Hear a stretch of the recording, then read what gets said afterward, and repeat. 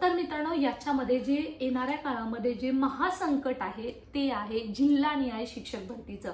जसं आपण पाहतोय की जिल्हानिहाय तलाठी भरती आहे, जिल्हानिहाय सध्या पोलीस भरती आहे, तशी शिक्षक भरती होईल का किंवा त्याचं स्वरूप कसं असेल? आजपर्यंत मी स्वतः जो फॉलोअप घेत आहे मंत्रालयामध्ये, आयुक्त कार्यालयामध्ये, आणि जिल्हानिहाय शिक्षक भरतीची गरज का पडली याच्यावरती माझ्याजवळ माहिती आहे ती मी तुमच्यापर्यंत सांगण्याचा प्रयत्न करणार आहे. तुमची मतं खूप महत्त्वाची आहेत. याला विरोध करायचा की तुम्ही या निर्णयाला हॅपी आहात, ती कशी असणार आहे, त्याचं स्वरूप कसं असणार आहे ते पहिल्यांदा जाणून घ्या आणि नंतर कमेंट सेक्शनमध्ये लिहा. हीच फक्त तुमच्या सर्वांकडे अपेक्षा आहे. मी ॲडव्होकेट प्राध्यापक बालुशा माने शिक्षकांच्या सन्मानासाठी आणि हक्कासाठी नक्कीच तत्पर आहे.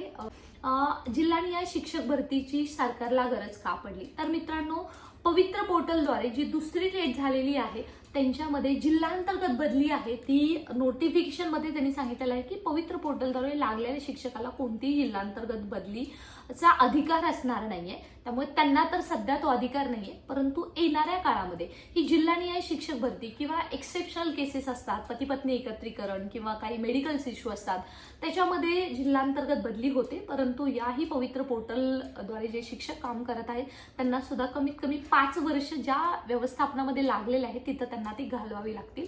मग त्याच्यानंतर ते अर्ज करू शकतात. त्याचबरोबर आता याची गरज का पडली? तर मित्रांनो, सध्या जिल्हांतर्गत बदली हा वर्षानुवर्ष न संपणारा विषय आहे. वर्षानुवर्ष प्लस वर्षभर न संपणारा विषय आहे. कारण काही ना काही कारणामुळे या जिल्ह्यातून त्या जिल्ह्यातून स्वजिल्ह्यात जाण्यासाठी नक्की उमेदवार कंटिन्युअस अर्ज करत असतात.